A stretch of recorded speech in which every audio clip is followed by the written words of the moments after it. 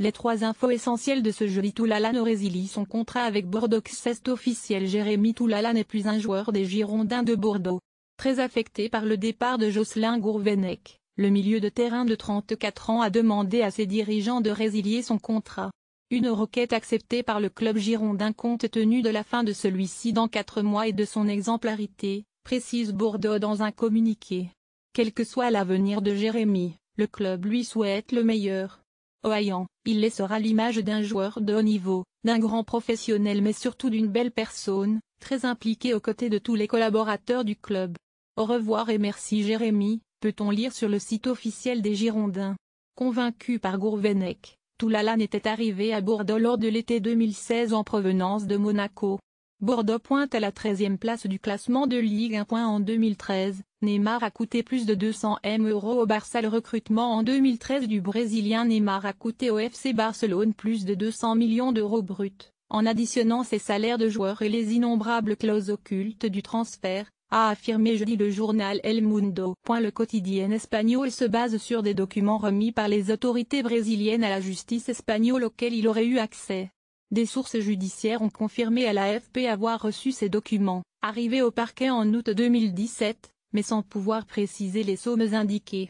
Le ministère public avait incorporé ces informations à l'instruction judiciaire ouverte en Espagne contre Neymar pour de présumées irrégularités au moment de son recrutement en 2013. Lassana Diarra donne sa préférence à Paris. Lassana Diarra va-t-il signer au PSG durant ce mercato hivernal?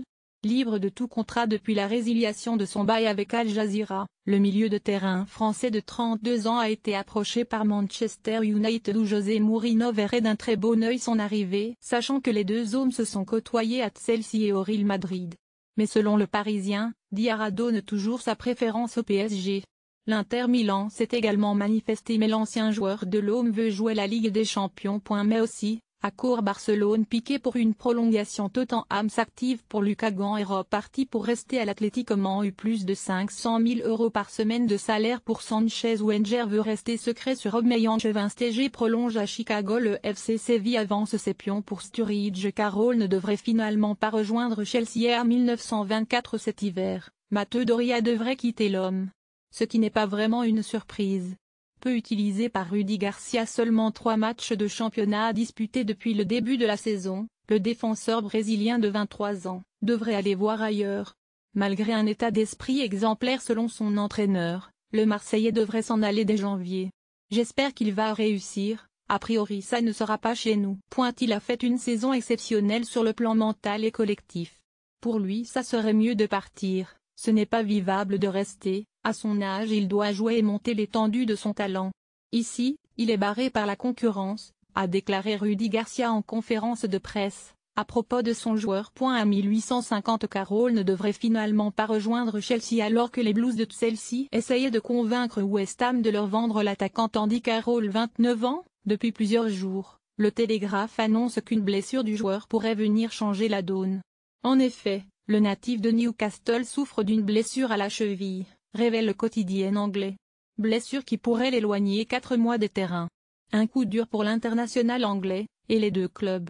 Chelsea va donc devoir se trouver un autre renfort offensif d'ici la fin du mois, ou attendre le mercato estival pour revenir à la charge sur Carroll. Andy Carroll l'oncle. Un jury could scoop it Chelsea move and leave West Ham short for 4 months @Jabber Telegraph report https://t.co/LHTLLJHCZV Telegraph Football @Téléfootball 18 janvier 2018